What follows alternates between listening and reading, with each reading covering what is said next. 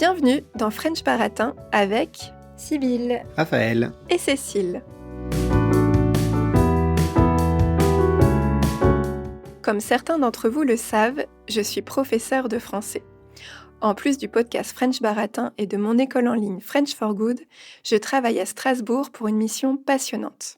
Je donne des cours de français dans une école. Mais mes élèves ne sont pas les enfants. Non. Mes élèves, ce sont les parents qui ne parlent pas français. L'objectif étant de leur donner les clés pour mieux s'intégrer à la vie de l'école. Au printemps dernier, le directeur de l'école me raconte que de nombreux parents sont venus le voir car ils sont inquiets d'une nouvelle matière qui sera enseignée à la rentrée 2025 en France. Mais c'est quoi cette nouvelle matière qui fait si peur ? Il s'agit en fait de l'éducation à la vie affective et relationnelle et à la sexualité. Quoi ? Du sexe ? Du sexe à l'école ? Dès l'école maternelle ? Mais où va-t-on ? Cette réaction n'est malheureusement pas spécifique à l'école où j'interviens. Le débat a fait rage dans toute la France. Cette année, j'ai donc décidé de faire expérimenter le programme à mes élèves parents pour qu'ils comprennent en quoi ça consiste réellement. L'occasion parfaite d'apprendre le français en contexte réel. Mais avant de revenir en détail sur cette expérience, que je partagerai avec nos abonnés Patreon, j'ai envie de faire un pas de côté et de revenir sur ce débat avec mes partenaires de choc, Raph et Sibylle. Est-ce le rôle de l'école d'éduquer les enfants à la vie affective, relationnelle et sexuelle ? C'est la question du jour dans French Baratin. Alors, comme d'habitude, je vous propose de faire un petit quiz pour vérifier que vous avez bien toutes les informations, pour bien comprendre le contexte autour de cette nouvelle matière. Est-ce que vous êtes prêts ? oui. Oui, Vous êtes des très bons élèves, très enthousiastes. Enthousiaste en tout cas. Alors, première question. Depuis quelle année est-on censé faire de l'éducation à la vie affective, relationnelle et sexuelle à l'école ? Raphaël. alors il y a En fait, la loi qui prévoit cette matière a été votée en 2001, en Mhm. fait, déjà. Mais le sujet est déjà présent, en théorie, du moins dans les programmes depuis les années 60-70, en fait. Simplement, il n'a pas été trop mis en œuvre. Alors oui, tout à fait.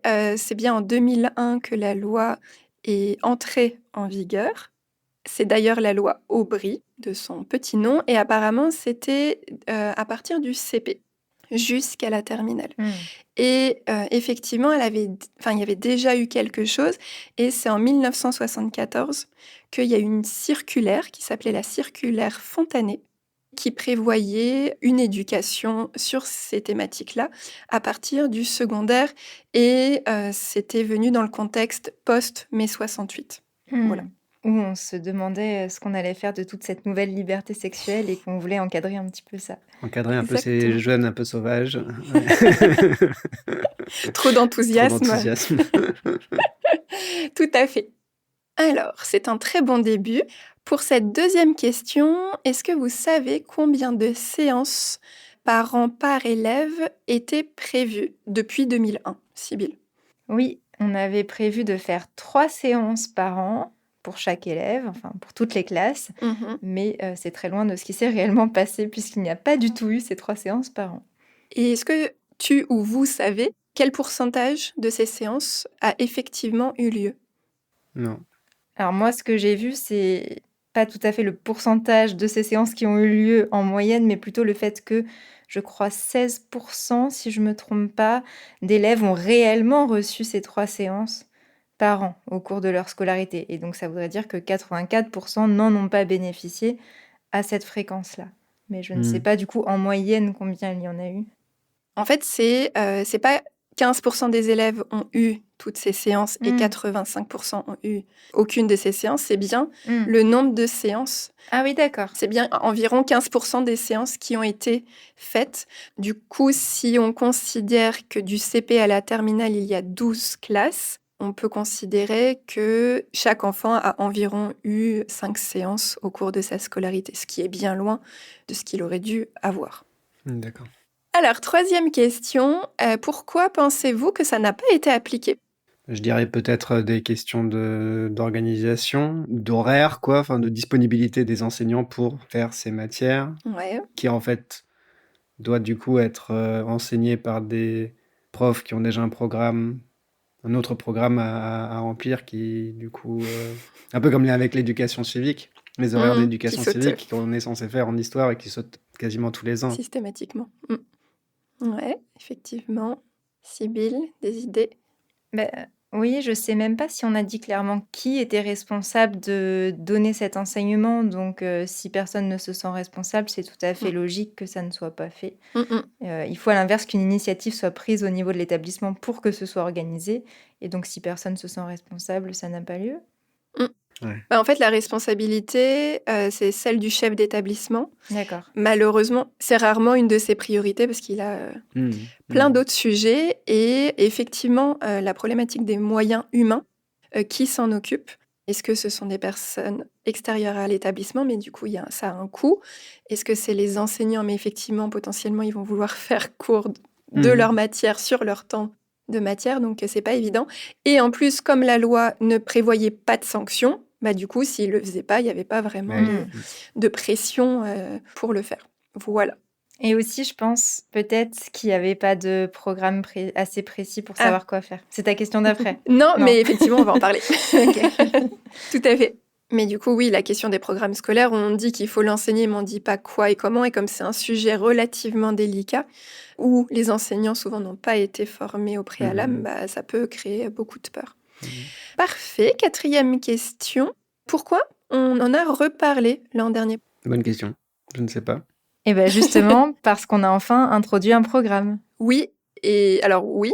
Mais alors du coup, à votre avis, pourquoi il y a eu un programme justement qui a été mis en place? Enfin, qui a été écrit?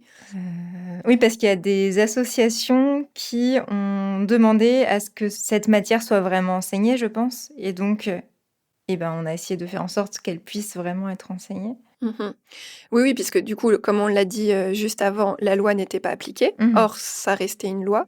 Et au-delà de ça, on sait aujourd'hui qu'il y a 2 à 3 enfants par classe qui subissent des violences sexuelles et sexistes, ce qui est quand même assez énorme, dans des classes qui vont de 20 à 30 souvent. Il y a une augmentation des IST, des infections sexuellement transmissibles, qui est du coup revenue après plusieurs années de baisse. Et les enfants, en moyenne, voient leurs premières images porno à 10 ans. Ah oui. Et donc, l'objectif, c'était justement d'essayer à la fois que cette matière puisse aider à l'éducation que les enfants se font dans tous les cas, et aussi que ça puisse prévenir à la fois les violences et les risques de maladies sexuellement transmissibles. Voilà. Et peut-être donner une vision un peu plus saine des relations amoureuses et sexuelles que le porno, du coup. Tout à fait. Tout à fait. Ça me semble être un bon point de départ. Et du coup, dernière question. À partir de quel âge démarre l'éducation à la vie affective, relationnelle et sexuelle à l'école depuis cette rentrée 2025? Du coup, à partir de l'entrée en petite section de maternelle, donc 3 ans, à peu près. Tout à fait. La petite section de maternelle étant la première année d'école. Donc, 2 ans et demi, 3 ans. Tout à fait. Bon, bah, c'était pas mal, hein. Félicitations, vous avez les bases, on peut continuer. On a bien travaillé. Merci, on a vraiment bien bossé. C'est bien. On va donc passer à vos expériences. Du coup, je vais vous demander à tous les deux, est-ce que vous avez des souvenirs à l'école d'avoir appris des choses sur la vie affective, relationnelle et sexuelle? Comment avez-vous fait votre éducation à ce sujet, si jamais l'école n'avait pas été en mesure de le faire? Est-ce que vous avez eu l'impression d'avoir les infos nécessaires pour démarrer votre sexualité et avoir des relations saines, que ça soit amicales, amoureuses, etc.? Et enfin, est-ce que vous auriez aimé avoir les séances d'EVARS, ou en tout cas qu'elles soient réellement appliquées? Est-ce que... Sibylle, tu veux commencer? D'accord. Alors, donc pour ma part, je n'ai eu qu'une seule intervention sur ce sujet-là en 3e, si je ne me trompe pas, en tout cas au collège. Et cette intervention n'était pas très bien réalisée, d'après moi, avec mon regard de maintenant, mais même un petit peu avec mon regard de l'époque. Les filles et les garçons ont été séparés et on nous a parlé surtout, alors pour les filles, des règles qu'on allait avoir ou qu'on avait déjà, du coup des différentes protections hygiéniques qu'on pouvait utiliser. On a aussi parlé des protections pour les rapports sexuels, pour ne pas tomber enceinte ou pour ne pas attraper de maladies sexuellement transmissibles. On a un petit peu abordé la question des relations amoureuses, mais c'est là que je dis que c'était mal fait parce que c'était vraiment sexiste pour moi ce qui a été dit. L'intervenante, en fait, a expliqué que le cerveau des filles et celui des garçons ne fonctionnaient pas de la même manière. Elle a dit que quand une fille était amoureuse, ça prenait tout son cerveau, elle ne pensait plus qu'à ça, alors que quand un garçon était amoureux, il compartimentait. Donc quand il était avec sa petite copine, il allait penser à sa petite copine, mais c'était normal que quand il était avec ses copains, il n'y pense plus, ou quand il faisait ses devoirs, il ne pensait plus non plus à sa petite copine. Et donc en gros, je ne sais pas vraiment pourquoi elle nous a dit ça, mais peut-être pour qu'on accepte si on avait un copain qui ne pensait pas assez à nous. Vraiment, je sais pas. Mais en tout cas, déjà à l'époque, C'est terrible. avec mon petit regard critique d'élève de 3e, je me suis dit, c'est bizarre son truc. Je suis pas sûre. Enfin, moi, ça me paraissait très bizarre qu'un garçon puisse pas être très amoureux ou qu'une fille ne puisse pas être capable aussi d'être un être rationnel qui, à un moment donné, se concentre sur autre chose que sur le garçon dont elle est amoureuse. Voilà. Donc ça, c'était nul. Et après, on nous dit que c'est de l'inné. Non. Oui, voilà, même une intervenante dit des bêtises. Par contre, évidemment, à l'époque, alors, quand j'étais en 3e, ça devait être vers 2003. Donc, c'était des années et des années avant MeToo. Et du coup, on n'a absolument pas parlé de consentement. On n'a pas parlé de comment établir une relation saine dans un couple, comment bien communiquer. On n'a pas du tout parlé non plus, il me semble, des différentes formes de sexualité possibles. Enfin, voilà, la possibilité aussi d'être homosexuel, je crois. Hein. Je suis pas tout à fait sûre que ça n'ait pas été dit. Ou aussi que c'était possible de ne pas avoir envie non plus d'avoir une sexualité, d'être asexuel. Enfin voilà, toutes ces possibilités de rapport au corps et à la sexualité n'ont pas été présentées. Alors comment j'ai fait du coup mon éducation à ce sujet ? On n'en a pas beaucoup parlé en famille, mais j'ai reçu un livre quand j'étais enfant ou pré-ado qui expliquait comment avoir des enfants. Donc là aussi, c'est axé sur la sexualité pour se reproduire. Mais je pense qu'on n'avait pas beaucoup discuté avec mes parents parce que je me souviens, ou que moi je n'ai pas osé poser des questions, mais je me souviens d'être ressortie de cette lecture en n'ayant pas tout compris. Je me souviens qu'il y avait l'idée de la maman et du papa qui s'aiment très fort et qui se font donc un câlin, et il y avait des images, c'était un livre un petit peu illustré, mais donc je voyais qu'ils étaient tout nus, et je me souviens d'avoir pensé que ça avait l'air de pouvoir faire mal, et je m'étais dit, moi quand j'aurai un mari plus tard, et si on veut des enfants, je lui dirais de faire très attention pour que j'ai pas mal, voilà. Donc peut-être ce livre manquait un petit peu de commentaires ou d'explications sur le fait que ça ne fait pas mal et c'est quelque chose dont on peut avoir vraiment envie. Du coup, j'avais une grande naïveté par rapport à ces sujets-là. Moi, personnellement, j'avais des amis qui n'avaient pas du tout la même naïveté. Hein. Du coup, effectivement, j'ai appris des choses un peu en discutant avec des copines qui étaient un peu plus avancées sur ces sujets-là que moi. Et puis, c'est bien plus tard, vraiment bien plus tard, notamment avec MeToo, que j'ai compris certains aspects des questions qui tournent autour du consentement, par exemple. Voilà, en tout cas dans les détails et avec une vision un peu plus féministe. Et donc, est-ce que j'ai eu l'impression d'avoir les infos nécessaires pour démarrer ma sexualité et avoir des relations saines ? Non, du coup, clairement pas. Et je pense aussi que mon premier petit copain n'avait pas eu toutes les informations nécessaires, justement sur ces questions de consentement, le fait que ce n'est pas parce qu'on est en couple que si l'un a envie de faire quelque chose, l'autre doit forcément l'accepter.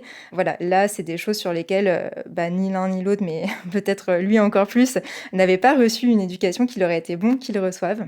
Bien sûr, ça aurait été différent si j'avais eu la chance de rencontrer Raphaël tout de suite, mais c'était pas le cas. Et du coup, tu aurais aimé avoir plus de séances EVARS ? Bien sûr, oui, je pense que ça aurait été un enseignement super intéressant et même s'il s'agit parfois de dire des choses qu'on peut déjà savoir, c'est de toute façon intéressant de le dire clairement avec les bons mots. Donc oui, j'aurais vraiment aimé avoir cet enseignement et que toutes les personnes de ma génération aient cet enseignement, qu'on vive dans une société où tout le monde soit un petit peu plus avancé sur le sujet. Ok, super, merci beaucoup. Et toi, Raph ? Est-ce que j'ai des souvenirs d'avoir appris des choses à l'école ? À vrai dire, des souvenirs assez flous. Il me semble avoir peut-être eu une séance en CM2, quelque chose de très basique, sur les différences entre garçons et filles, physique. Bon, voilà. Et plus tard, en SVT, en bio, le sujet a pu être abordé. Et je me souviens aussi d'avoir eu une séance sur les infections sexuellement transmissibles et la contraception. C'est limité à peu près à ça. Comme toi, Sybille, finalement, hein, pas de points sur les relations affectives, sur le rapport au corps, sur ces choses-là, sur les questions d'homosexualité, voilà, tous ces points-là, pas du tout. Donc après, comment moi j'ai fait mon éducation à ce sujet? Alors déjà, c'est un sujet qui n'a jamais été abordé dans ma famille. Simplement, comme toi, Sybille, vers mes 11 ou 12 ans, il y a ma tante qui m'a offert un petit livre aussi, une BD, il me semble, qui abordait l'amour, les relations affectives. La manière de présenter le sujet était plutôt adaptée au préado, avec un côté encore un peu innocent. Oui. Genre comment un couple tombe amoureux, il fait des enfants, donc là aussi, la reproduction. Et en fait, c'est pas les cigognes qui apportent les bébés, enfin voilà. Et puis, bon, depuis que j'étais enfant, mes parents m'avaient abonné à des magazines pour enfants. Et quand j'ai eu 13 ou 14 ans, j'ai été abonné à Phosphore, qui est un magazine pour les ados. Et là, il y a eu un numéro avec un dossier sur les relations amoureuses et la sexualité au sens large. Et là, ça rentrait plus dans les détails, on va dire. Et peut-être que là, ça parlait peut-être aussi plus de consentement ou en tout cas de ce qu'il faut faire, ce qu'il faut pas faire, on va dire, entre guillemets.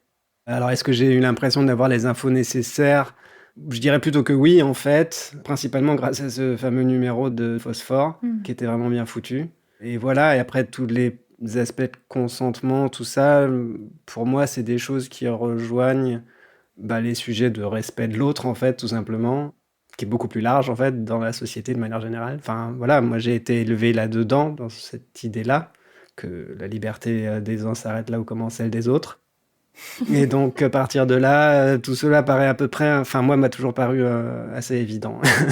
Donc, voilà. Et donc, est-ce que j'aurais aimé avoir des cours d'EVARS?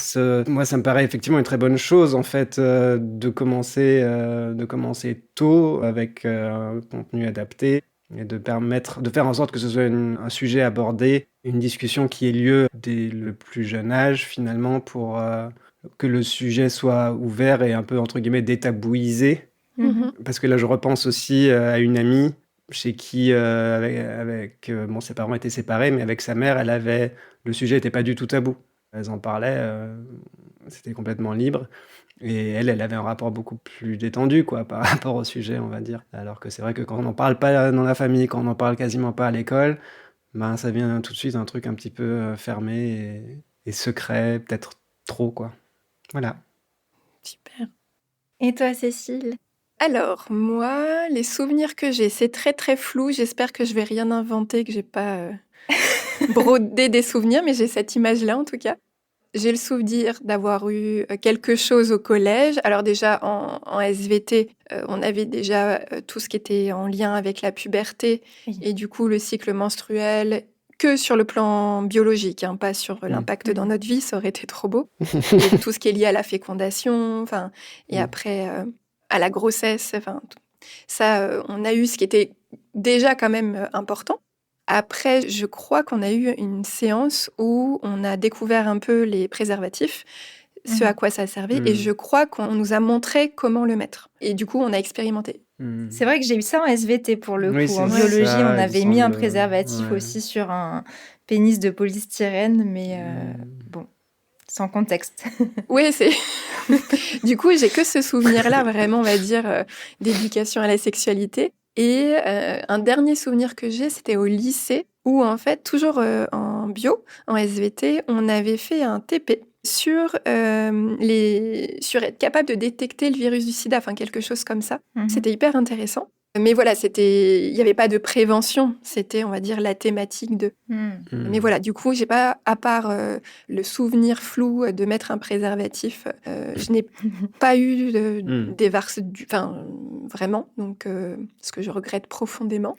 Du coup, comment j'ai fait mon éducation? Alors déjà, l'éducation à la vie affective et relationnelle, c'est pas vraiment quelque chose qu'on avait conscientisé. J'ai l'impression à notre époque, Non, ça se fait sur le tas, quoi, d'une certaine façon. Ouais, c'est ça. Et alors qu'aujourd'hui, on conscientise beaucoup plus les choses, des relations saines, etc.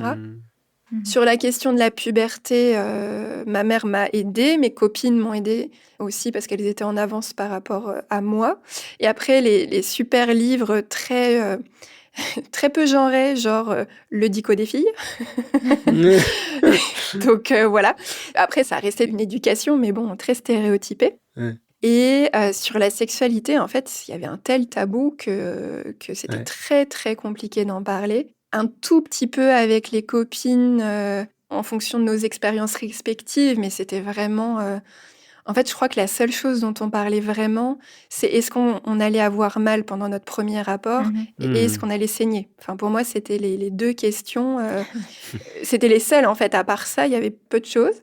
Et par contre, ça m'intriguait quand même vachement la sexualité, parce que tu t'en fais quand même toute une montagne, le tabou n'aidant pas. Du coup, j'écoutais la radio tard le soir, Ah genre oui, sur bien sûr. Énergie ou Skyrock, je sais plus lequel. J'écoutais ça toute seule le soir parce que là, ils avaient des jeunes qui appelaient et qui posaient des questions et du coup, il y Ah avait des ouais. réponses. Du coup, ça m'a entre guillemets aidée. Et sinon, alors j'ai eu la chance, c'est dit très ironiquement, d'avoir à un moment donné des copains qui m'ont montré un extrait de porno. J'avais, je pense, 16 ans. Ça m'a choquée, clairement, parce que je me suis dit, moi qui lisais ou était dans les films très romantiques, je me suis dit, mais c'est quoi ce truc? Il y avait tellement enfin, 2 extrêmes de représentation et Ouais. je me suis dit, enfin, je trouvais ça horrible.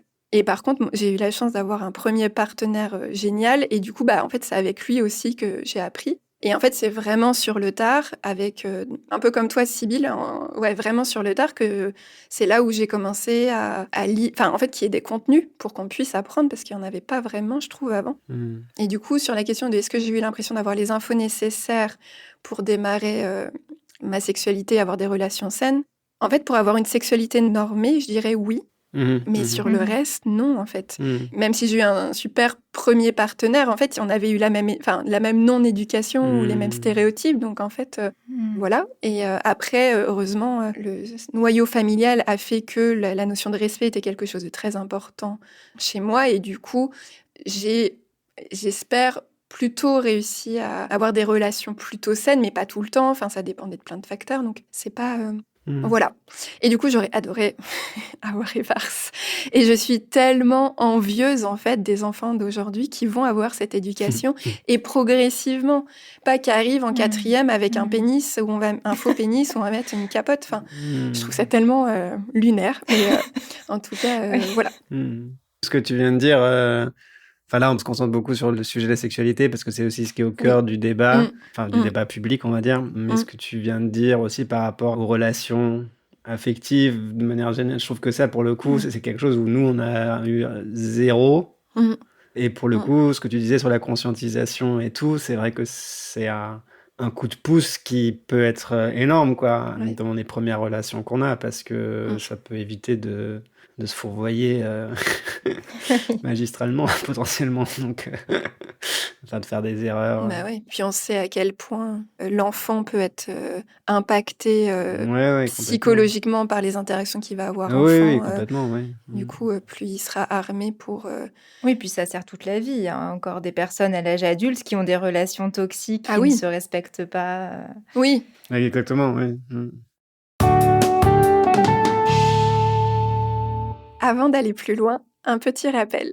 Nous produisons ce podcast sur notre temps et notre argent personnel et nous souhaiterions qu'il reste sans pub.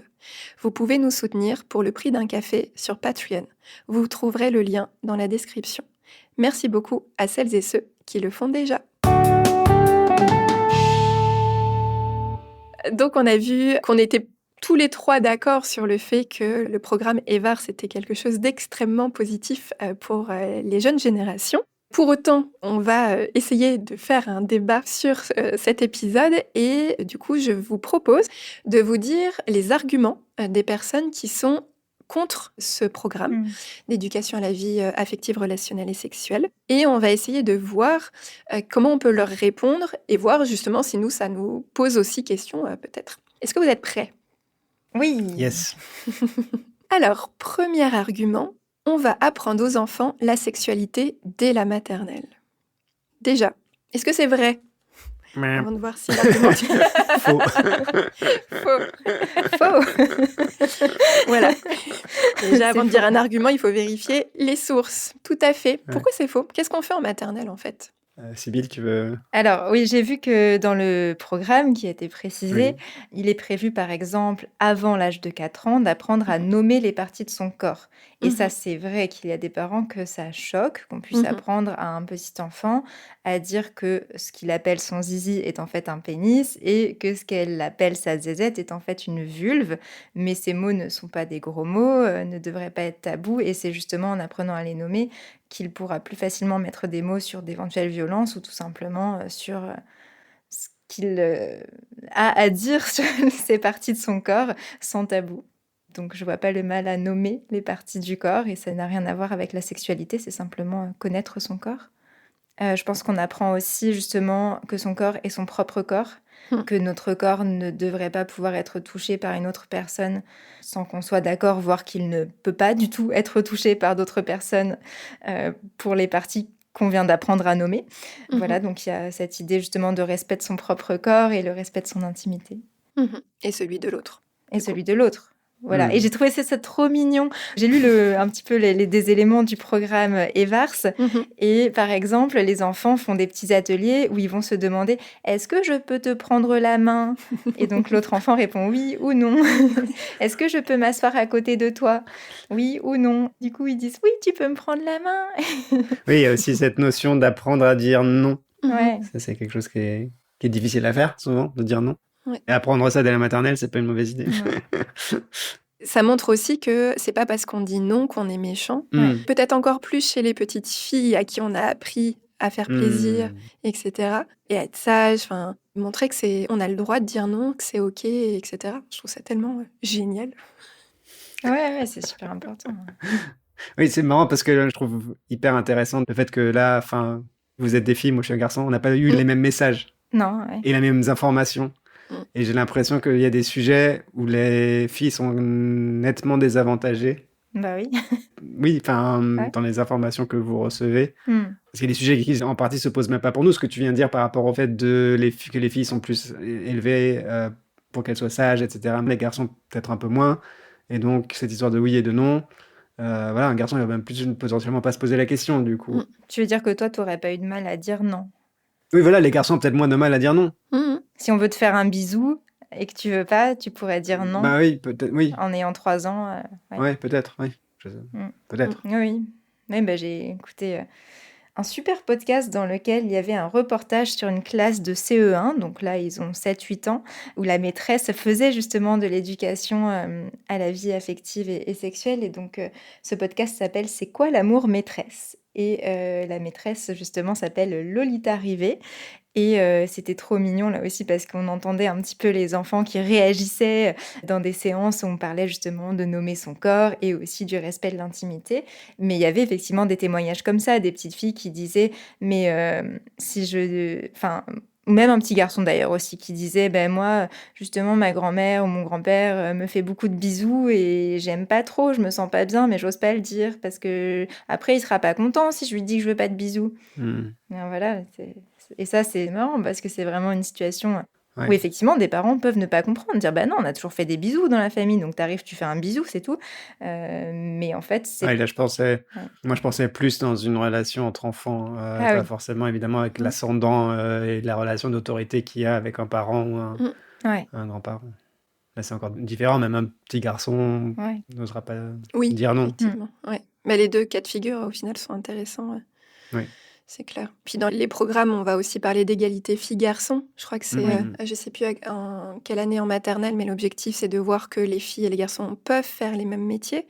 On va parler des stéréotypes de genre, les différences. Tu disais en CM2 certainement, Raphaël, que tu avais vu les différences physiques entre un garçon et une fille. Hmm. Et du coup, ça permet, là, dès la maternelle, d'aborder les différences, mais aussi est-ce qu'on a le droit ou pas de porter des jupes, est-ce qu'on a le droit de porter des barrettes, etc. Enfin, ça...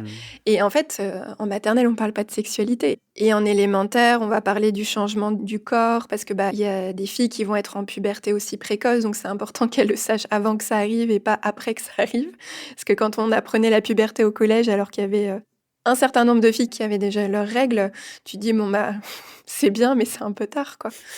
Et en élémentaire, on parle aussi d'être capable d'identifier des cas de harcèlement. Enfin, c'est hyper important. On n'est pas sur apprendre à faire une fellation, quoi. Enfin, et d'ailleurs, à aucun moment dans tout le programme, Non. c'est Non. au programme.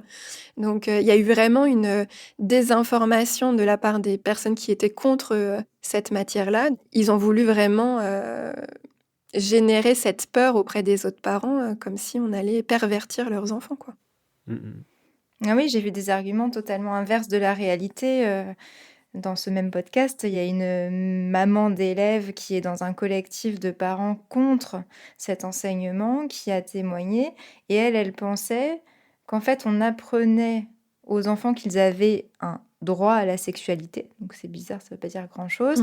Mais que donc ça les sexualisait et ça les rendait disponibles pour des potentiels agresseurs. Alors qu'en fait, en leur apprenant que leur corps leur appartient et qu'il n'est qu'à eux et que personne n'a le droit de les toucher dans leur partie intime et même de les toucher sans leur consentement, au contraire, en cas d'agression, l'enfant va plus facilement savoir le nommer et en parler et savoir que c'est pas normal, quoi. Donc, je comprends pas du tout comment on passe de ces programmes à attention, à cause de cet enseignement, les enfants vont être des proies, mais ils le sont déjà malheureusement. Il y a déjà, comme tu disais, 10% d'enfants qui sont victimes d'agressions sexuelles. Donc, voilà. Mais effectivement, il y a tout un ensemble de fantasmes comme ça autour de on va apprendre la sexualité aux enfants et les sexualiser. Je rebondis sur ce que tu disais, Sybille, pour introduire le prochain argument, qui est les enfants vont démarrer leur sexualité plus tôt. Et en même temps, je vais rajouter un deuxième argument qui est en lien. Il y aura de plus en plus d'homosexuels et d'enfants transgenres.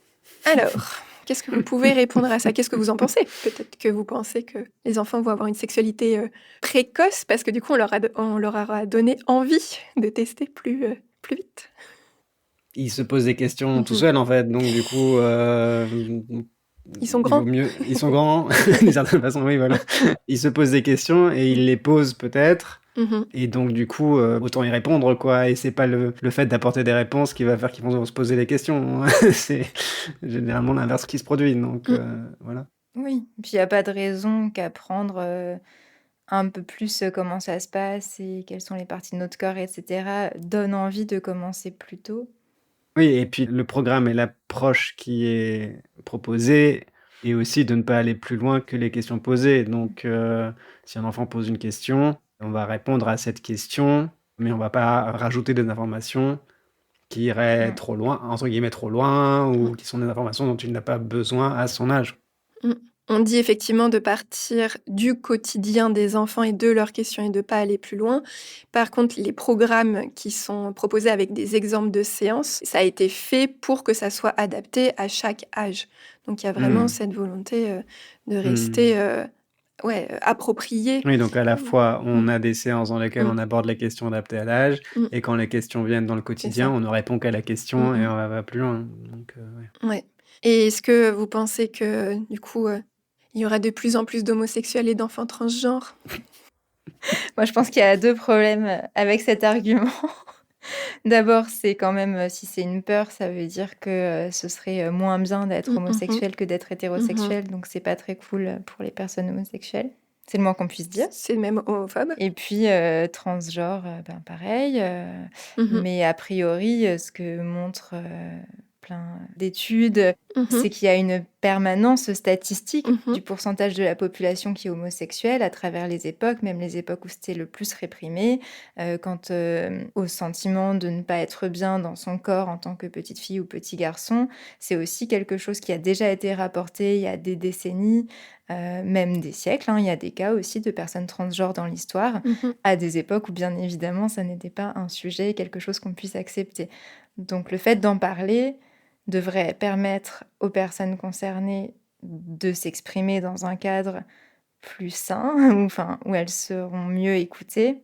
Mais on ne voit pas pourquoi ça donnerait envie. D'ailleurs, ça, c'était très drôle dans le podcast que j'ai écouté à un moment donné. La maîtresse fait faire une expérience imaginative aux enfants en disant aux petites filles « Imaginez, cette nuit, vous êtes endormies, et puis il y a une fée qui est passée et elle vous a transformé en petit garçon. Qu'est-ce que maintenant vous pouvez faire que vous ne pouviez pas faire avant ?» Donc ça, c'est pour parler des rôles féminins et masculins dans la société. Et pareil pour les petits garçons, vous avez été transformés en petite fille. Mais tous les enfants, quand ils entendent ça, ils disent « Oh non !» Donc, donc le désir de changer de genre, quand ça n'est pas quelque chose qui est ressenti de base, il ne va pas arriver parce qu'on le propose. Ce serait bizarre en fait. Soit vous le ressentez, soit vous le ressentez pas. C'est pas parce qu'on vous dit que c'est une possibilité que tout d'un coup vous allez dire ah oui, bah, faut que je le fasse alors. C'est très très très étrange de penser ça. Alors, prochain argument, on va traumatiser les enfants. Car ce ne sont pas des adultes. Bah, là aussi, tu nous as bien dit que les programmes étaient progressifs. Donc, a priori, on va pas les traumatiser parce que justement, ils vont d'abord découvrir les parties de leur corps, ensuite découvrir leur intimité, ensuite découvrir les relations non violentes peut-être, plutôt sur le plan amical. Et finalement, grâce à cette progression toute douce, ils vont découvrir ce que sont les relations sexuelles sans qu'on leur dise d'en faire ou qu'on rentre dans le détail, comme l'aboutissement d'un cheminement. Donc, au contraire, ça va aller contre le fait d'être choqué dans un monde où, de toute façon, comme tu l'as bien vécu toi-même, on peut être choqué en tombant sur des images pornographiques quand on s'y attend le moins. Oui, c'est ça. Et du coup, à partir de ce moment-là, si un enfant se pose des questions, il vaut mieux que les réponses soient données à l'école dans le cadre d'un programme tel qu'il est conçu, en l'occurrence, plutôt que à ce qu'ils aillent chercher sur Internet et trouver des trucs faux ou qu'ils se contentent des informations que leur donneraient leurs camarades dans la cour de récré, mais qui eux-mêmes sont allés chercher sur Internet et qui sont aussi des rumeurs ou des idées fausses, etc. Et donc, voilà. Mais ça fait justement écho à l'argument que je voulais rajouter, de dire que c'est inapproprié de faire l'éducation à la vie affective, relationnelle et sexuelle en collectif. Il faudrait des cours particuliers. Je dis cet argument pile après ce que vient de dire Raphaël, parce que justement, en fait, les enfants, s'ils ont une question, certes, ils sont peut-être tout seuls à s'être posé la question à un instant T, sauf qu'ils vont certainement aller chercher la réponse avec leurs copains. En fait, la personne qui se pose la question ne garde pas pour elle, enfin, pas toujours en tout cas. Et donc, de toute façon, cette question, elle va tourner, et s'il n'y a pas d'enseignant médiateur, c'est là où on va aller sur des croyances, des rumeurs, qu'est-ce qu'a dit papa ou maman, etc. Et du coup, de le faire en collectif, ça permet aussi de tout de suite avoir une information un peu plus factuelle, enfin vérifiée, scientifique, etc. Et aussi pour le vivre ensemble. Parce que là, j'ai une collègue qui me disait la semaine dernière que sa fille, enfin que la mère avait été convoquée par l'école parce que sa fille en CP avait montré ses parties intimes du coup à un petit garçon aux toilettes. Et du coup, c'est important parce que même si ça touche pas un autre élève, bah ça aurait pu déjà, et comme ça permet de discuter en classe sans stigmatiser évidemment les personnes à qui c'est arrivé, mais justement de parler de ça, parce que s'il y en a un qui le fait, forcément que d'autres personnes ont peut-être pensé le faire et ne savaient pas que ça se faisait pas. Mais voilà, donc ça permet quand même de remettre un petit peu qu'est-ce qui est OK et qu'est-ce qui n'est pas OK, même en collectif. Mais c'est intéressant parce que justement, pourquoi est-ce qu'on veut voir une petite fille toute nue ou un petit garçon tout nu? C'est parce que justement, on est curieux, qu'on se demande bien à quoi ça ressemble chez l'autre. Oui. On a juste compris que c'était pas pareil que nous.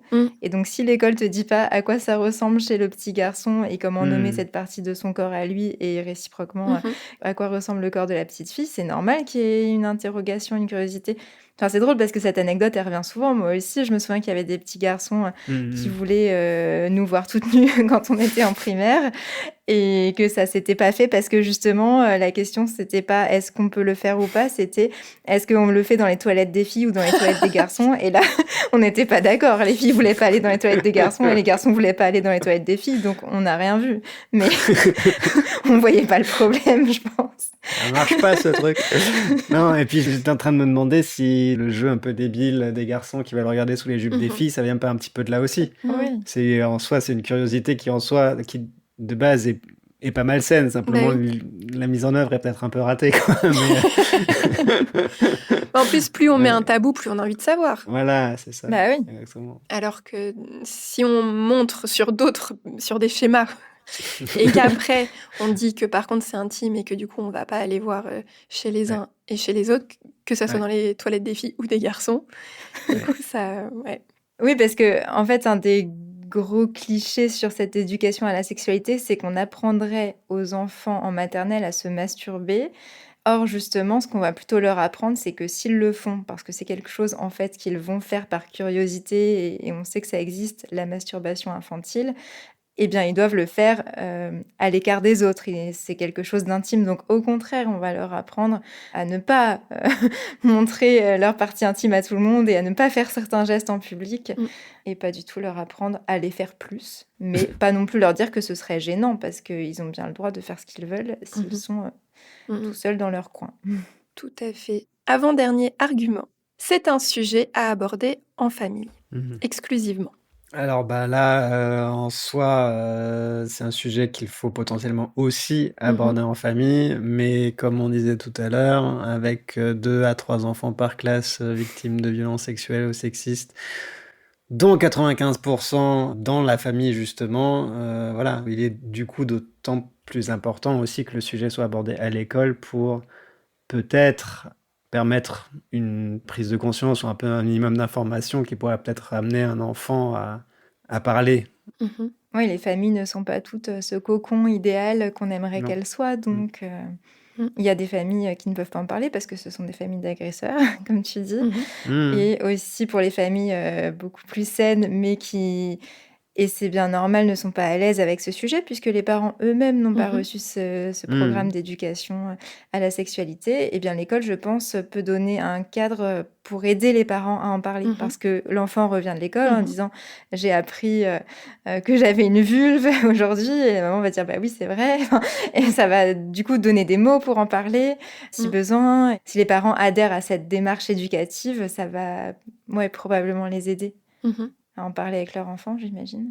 Ben oui, complètement.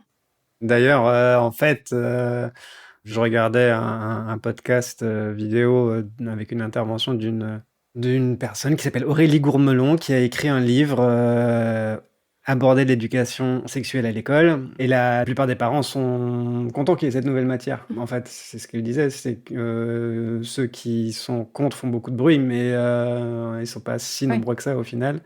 Et c'est vrai qu'on est forcément un peu gêné quand il s'agit d'évoquer potentiellement ces sujets avec nos enfants et on est mal à l'aise, on ne sait pas comment s'y prendre. Et si là, l'école peut apporter déjà un début de réponse, forcément, c'est une bonne chose. Oui, il y a une complémentarité qui se fait, Voilà. qui est hyper chouette. Dernier argument, et je trouve le plus dur d'une certaine manière, on endoctrine nos enfants. Ah oui, carrément. Carrément. Rien. Donc on les endoctrine pour qu'ils fassent quoi? Est-ce que c'est de nouveau pour Exactement. qu'ils deviennent homosexuels ou... Pour leur imposer un modèle de pensée.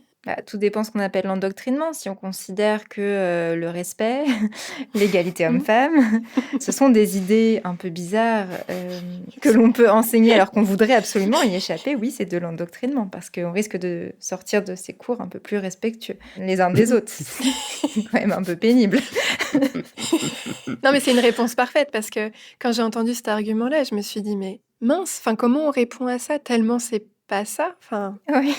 Ouais, non, mais c'est surtout que le terme endoctrinement ne veut rien dire tout seul, quoi. Il y a cette notion d'idéologie, en fait. Ouais. Mais pour certains, l'égalité homme-femme est une idéologie, donc après, là, tu peux rien faire.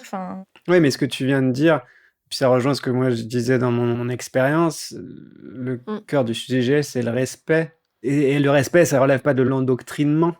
Alors, oui, c'est un choix politique d'enseigner ça aux enfants, mais on n'est là pas pour imposer quelque chose, on est là pour dire que ça existe, pour faire respecter. Mais là, c'est intéressant, je trouve qu'il y avait un point qui était abordé dans le podcast que j'ai vu, qu'on oublie souvent de rappeler peut-être que l'école, son rôle, c'est aussi de construire un projet de société et de dire, on est en France et la République française voit sa société de telle manière. Et donc, c'est cette formation-là qu'on va apporter pour, entre guillemets, créer les futurs citoyens français, quoi. Bien sûr. Alors, passons à la conclusion. Je vais donc vous demander de quoi rêvez-vous pour la mise en place de cette nouvelle matière. Sybille, est-ce que tu veux commencer ? Pourquoi pas?